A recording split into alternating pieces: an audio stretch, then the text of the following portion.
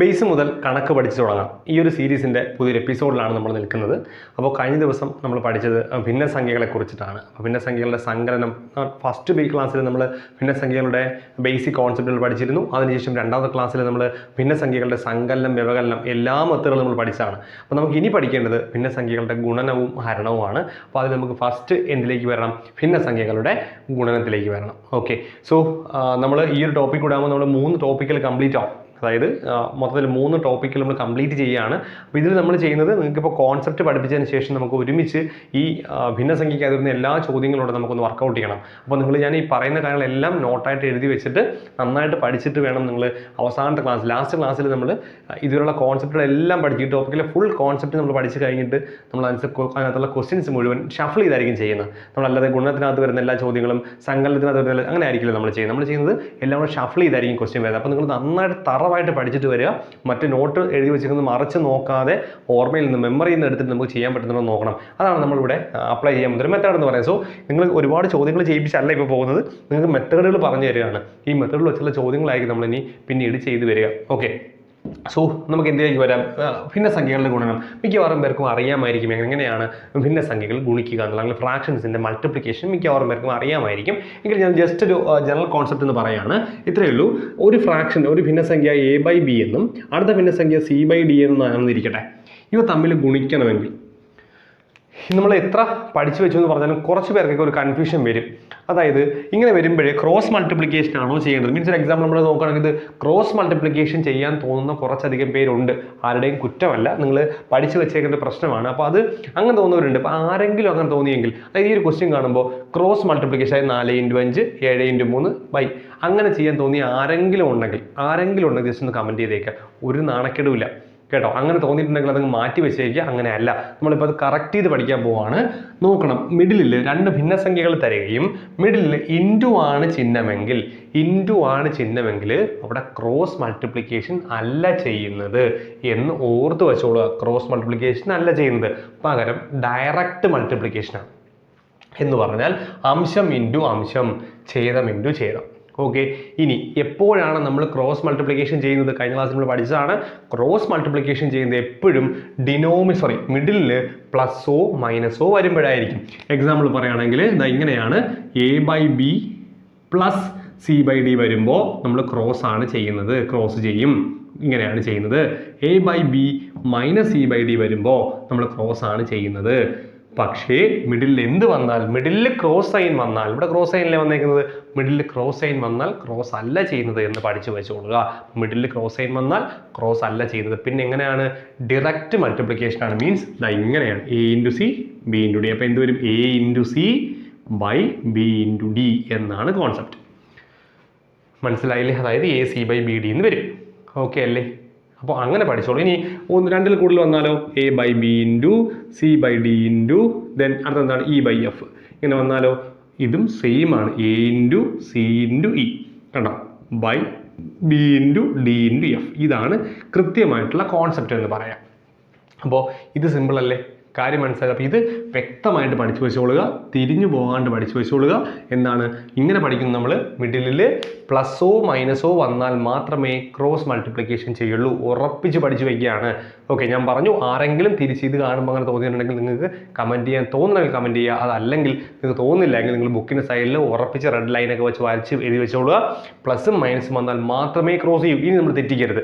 Middle into വന്നു കഴിഞ്ഞാൽ direct ആയിട്ടുള്ള മൾട്ടിപ്ലിക്കേഷൻ ആയിരിക്കും ചെയ്യുന്നത്. അപ്പോൾ ഇതാണ് ഗുണനത്തിൻ്റെ കോൺസെപ്റ്റ് എന്ന് പറയുന്നത്. ഇനി നമുക്ക് ഗുണനത്തിലെ ചോദ്യം നോക്കാം. ഒന്നാമത്തെ മോഡൽ ക്വസ്റ്റ്യൻ എന്താണ്? ആകെ 2 മോഡലേ ഉള്ളൂ, സിമ്പിളാണ്. നോക്കിയേ, 5/7 × 3/4 നമ്മൾ ചെയ്യാൻ പോവാണ്. ഒന്നുമില്ല, നമ്മൾ പഠിച്ചതുപോലെയാണ്. എന്താണ്? 5 × 3 15 കണ്ടോ, താഴെ 7 × 4 28. കഴിഞ്ഞില്ലേ? ആൻസർ കഴിഞ്ഞു. അപ്പോൾ ഇതാണ് ആൻസർ. ഇത്രയേ ഉള്ളൂ, സിമ്പിൾ ചോദ്യമാണ്. ഓക്കെ അല്ലേ?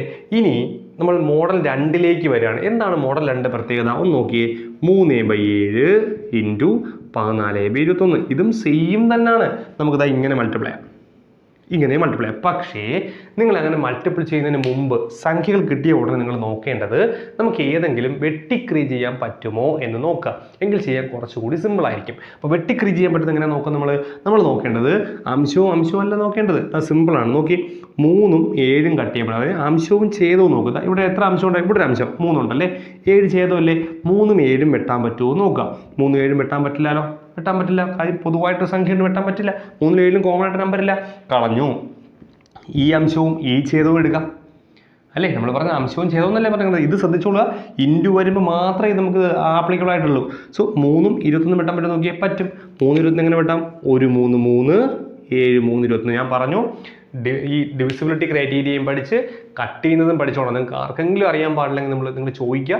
നമ്മുടെ കമൻറ്റ്, നിങ്ങൾ ഏത് കാര്യങ്ങൾ ചോദിച്ചാലും അത് കമൻറ്റ് ബോക്സിൽ ഫസ്റ്റ് കമൻ്റ് ആയിട്ട് പിൻ ചെയ്ത് വെച്ചിട്ടുണ്ടായിരിക്കും. അപ്പോൾ നിങ്ങൾ കയറി നോക്കിക്കോളൂ കേട്ടോ.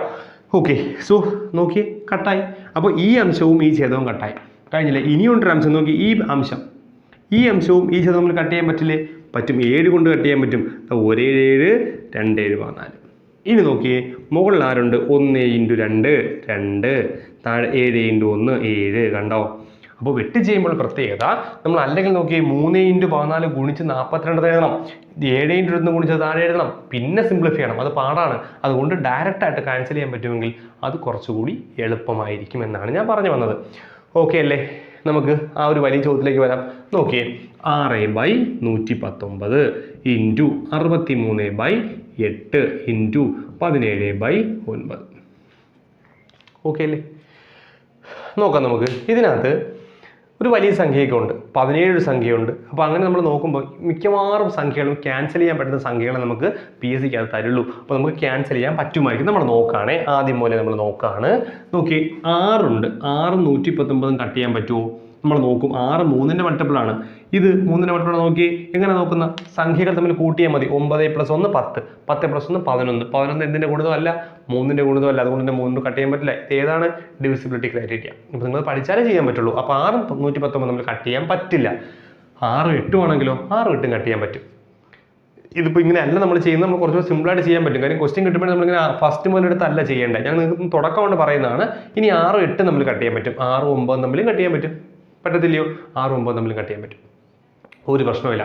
അപ്പോൾ നമ്മൾ 6 കൊണ്ട് കട്ട് ചെയ്യാൻ പറ്റും. നമ്മൾ എപ്പോഴും കോൺസെൻട്രേറ്റ് ചെയ്യുന്നത് വലിയ നമ്പറിലേക്ക് കോൺസെൻട്രേറ്റ് ചെയ്യുക. കാരണം വലിയ നമ്പറിനെ വെട്ടി ചെറുതായി കഴിഞ്ഞാൽ നമുക്ക് ചെയ്യാൻ എളുപ്പമാണ്. നോക്കി, 63 ഒരു വലിയ നമ്പറാണ്. 63നെ കട്ട് ചെയ്യാൻ പറ്റിയ ഏതെങ്കിലും ഒരു സാധനം താഴെ ഉണ്ടോ നോക്കുക. നോക്കി, 9 ഉണ്ട്, പെട്ടെന്ന് കിട്ടണം. 9 ഉണ്ട്. കാര്യം 9ന് നമുക്ക് 7 കൊണ്ട് മൾട്ടിപ്ലൈ ചെയ്യാം. നോക്കി, ഒരു 9 9 അല്ലേ, 7 9 63. കണ്ടോ? അപ്പോൾ ആ ഒരു വലിയ നമ്പർ അങ്ങ് പോയില്ലേ? ഇങ്ങനെയാണ് നമ്മൾ ചെയ്യേണ്ടത്. ഇനി നമ്മൾ ആലോചിക്കുമ്പോൾ ഒരു 119 നമുക്ക് കിടപ്പുണ്ട്. 119 കട്ടായി പോയേ പറ്റുള്ളൂ. മനസ്സിലായില്ലേ? കാര്യം ഓപ്ഷൻ നോക്കുന്ന കാര്യം 119 താഴെ കാണില്ല, ഞാൻ ഓപ്ഷൻ എഴുതിയിട്ടില്ല. അപ്പോൾ നമ്മൾ നോക്കുമ്പോൾ ഒരു 17 കിടപ്പുണ്ടല്ലേ, 17 കട്ടായി പോകണം. വലിയ നമ്പറാണ്. അപ്പോൾ 17 119 കട്ട് ചെയ്യാൻ പറ്റുമായിരിക്കും. PSC എങ്ങനെയാണ് തരുന്നത് നമുക്ക്. ഓക്കെ, 17 119 കട്ട് ചെയ്യാൻ പറ്റുമായിരിക്കും. ഇനി ഏതുകൊണ്ട് കട്ട് ചെയ്യാൻ പറ്റുമായിരിക്കും? പെട്ടെന്ന് എങ്ങനെ ഐഡിയ കിട്ടും നമുക്ക്. ഇവിടെ 17ൻ്റെ അവിടെ എന്താണ്? ഒറ്റയുടെ സ്ഥാനത്ത് 7 അല്ലേ കിടക്കുന്നത്. അപ്പോൾ 7നെ ഏതുകൊണ്ട് ഗുണിക്കുമ്പോൾ 9 കിട്ടുമെന്ന് നോക്കിയാൽ മതി. ഒറ്റയുടെ സ്ഥാനത്ത് 9 കിട്ടിയാൽ ആ സംഖ്യ നമ്മൾ ഗുണിച്ച് നോക്കാം. 17 നമ്മൾ നോക്കിയാൽ 17 × 1 കിട്ടില്ല. 17 2 ആകുമ്പോഴത്തേക്ക് ഒറ്റയുടെ സ്ഥാനത്ത് 4 വരുള്ളൂ. 7 2 4 വരുള്ളൂ. 3 എടുത്താലോ? 7 × 3 21, 1 വരുള്ളൂ. നമുക്ക് 9 കിട്ടണ്ടേ? അങ്ങനെ ആലോചിക്കുമ്പോൾ നമുക്ക് മനസ്സിലാവും 7 കൊണ്ട് ഗുണിച്ചാൽ, കാര്യം 17നെ 7 കൊണ്ട് ഗുണിക്കുമ്പോൾ 7 49 കിട്ടുന്നുണ്ട്, 9 കിട്ടുന്നുണ്ട്, ശരിയല്ലേ? അപ്പോൾ നമുക്ക് 9 7 കൊണ്ട് ഗുണിച്ച് നോക്കാം. നോക്കിയേ, 7 7 49, ശിഷ്ടം 4, ഒരു 7 7 4 11, 119 കിട്ടി. ഇങ്ങനെയാണ് നമ്മൾ കുറേയൊക്കെ PSCക്കകത്ത് നമ്മൾ ഗസ് ചെയ്തെടുക്കുന്നത്. അപ്പോൾ നമുക്ക് എന്ത് മനസ്സിലാവും? ഒരു 17 17 7 17 119 കട്ടായില്ലേ? ഇനി നോക്കിയേ, ഈ 7ഉം കട്ടായി പോലെ. എളുപ്പമല്ലേ ഈ സംഭവം? ഇനി നിങ്ങൾ നോക്കിയാൽ ഇതിന് കട്ട് ചെയ്യാനുണ്ടോ? ഇനിയുള്ളത് 6 കെട്ടുമാണ്. ഇനി നമുക്കത് കട്ട് ചെയ്യാം, സാവകാശം കട്ട് ചെയ്യാം. ചെറിയ നമ്പറാണ്. 6 8 നമുക്ക് ഏതുകൊണ്ട് കട്ട് ചെയ്യാം? 2 കൊണ്ട് കട്ട് ചെയ്യാം. എങ്ങനെ അറിഞ്ഞു? ഈവൻ നമ്പർ, വീണ്ടും ഡിവിസിബിലിറ്റി. നോക്കിയേ, 3 2 6 4 2 8. ഇനി മുകളിൽ എന്തെങ്കിലും ഉണ്ടോ നോക്കിയേ? 3 × ഇവിടെ ഒന്നുമില്ല. മുകളിൽ 3, താഴെ 4 മാത്രമേ ഉള്ളൂ. ഞാൻ എന്നോട് വെട്ടി വെച്ചുകൊണ്ടിരിക്കുന്നത് അറിയാൻ പറ്റുന്നില്ല, ഇത്രയേ ഉള്ളൂ തോന്നുന്നു. നിങ്ങൾ നോക്കിക്കൊള്ളാം കേട്ടോ. സോ 3/4 ആണ് ആൻസർ. അപ്പോൾ നമ്മൾ ഡയറക്റ്റ് കാര്യം ഇപ്പോൾ ഇവിടെ നമുക്ക് ഡയറക്റ്റ് ചെയ്യാനേ പറ്റുള്ളൂ, വേറെ വഴിയൊന്നുമില്ല. സോ മൾട്ടിപ്ലൈ ചെയ്യാൻ പറ്റുന്ന ക്വസ്റ്റ്യൻസ് ഉണ്ട്, ക്യാൻസൽ ചെയ്യാൻ പറ്റുന്ന ക്വസ്റ്റ്യൻസ് ഉണ്ട്. അപ്പോൾ നമ്മൾ ക്യാൻസൽ തന്നെ പഠിക്കാം. അപ്പോൾ ഈ ഒരു കോൺസെപ്റ്റ് മനസ്സിലായല്ലോ. നമ്മൾ കോൺസെപ്റ്റാണ് പഠിപ്പിക്കുന്നത്, ഒരുപാട് ചോദ്യങ്ങളല്ല ചെയ്യുന്നത്, കോൺസെപ്റ്റ് പഠിപ്പിക്കുന്നു. ഇനി നമ്മൾ എന്ത് ചെയ്ത് പഠിച്ചിട്ട് നമ്മൾ ഒരുപാട് ക്വസ്റ്റ്യൻസ് ഷഫിൾ ചെയ്ത് നമുക്ക് ചെയ്ത് നോക്കണം. നമുക്കൊന്ന് തീർത്ത് വരാം, ഇത് നമുക്കൊന്ന് ആലോചിക്കാം എങ്ങനെ എടുക്കണം എന്നുള്ളത്. ചിലപ്പോൾ മൾട്ടിപ്ലിക്കേഷനിൽ മാത്രമുള്ള ചോദ്യങ്ങളൊന്നും ചെയ്യേണ്ടി വരും, നിങ്ങൾക്ക് ഒരു ഐഡിയ കിട്ടാൻ വേണ്ടിയിട്ട്. എനിവേ, നമുക്ക് ഈ കാര്യങ്ങൾ മനസ്സിലായല്ലോ.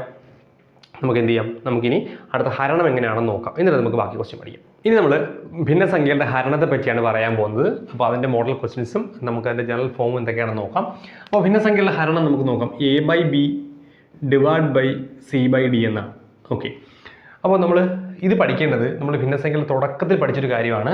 ഈ രണ്ട് ഭിന്നസംഖ്യകൾ തമ്മിൽ ഹരിക്കാൻ പറഞ്ഞു കഴിഞ്ഞാൽ ഒന്നാമത്തെ ഭിന്നസംഖ്യ അത് ഇനി 2ഓ 3ഓ ഒക്കെ ആയാലും സെയിം തന്നെ, നമുക്കത് അതിലോട്ട് വരാം.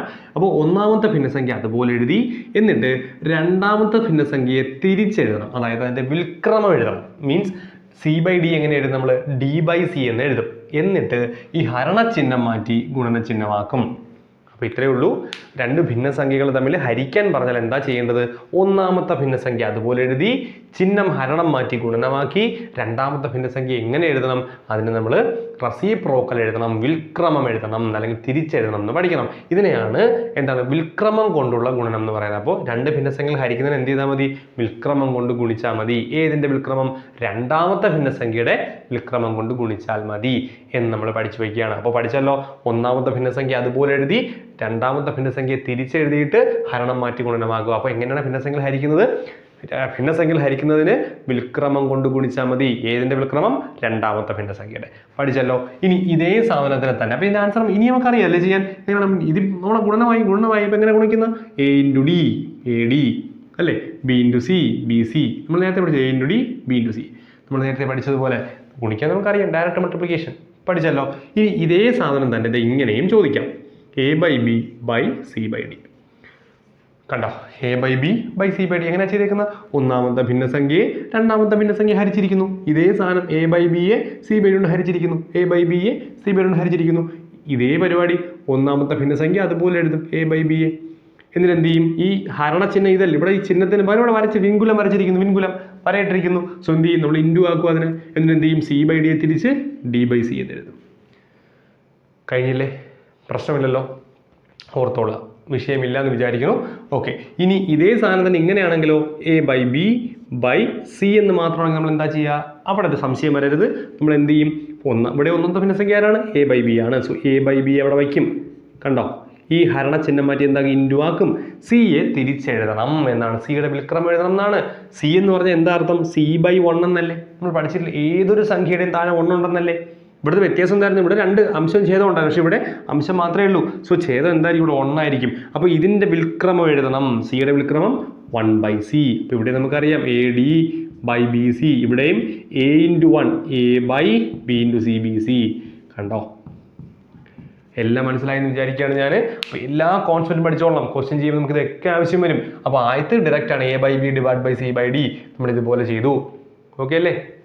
അടുത്ത A/B / C/D ഇതേപോലെ ഡിവിഷനാണ്, അതായത് ഹരണ ചിഹ്നം കൊടുത്തിട്ടില്ല, പകരം മിൻകുലമാണ്. നമ്മൾക്ക് പേരാണ് മിൻകുലം. അപ്പോൾ നമ്മൾ എന്ത് ചെയ്തു, A/B എഴുതി, ഹരണചിഹ്നം ഇതാണ് ഹരണചിഹ്നം. സോ അതിന് ഇൻറ്റു ആക്കി C/D തിരിച്ചിട്ടു. പക്ഷെ ഇവിടേക്ക് വരുമ്പോഴോ A/B / C എന്നേ ഉള്ളൂ. സിയെ നമ്മൾ എങ്ങനെ എഴുതും, C/1 എന്ന് എഴുതും. കാര്യം എല്ലാ സംഖ്യയും താഴെ 1 ഉണ്ട്.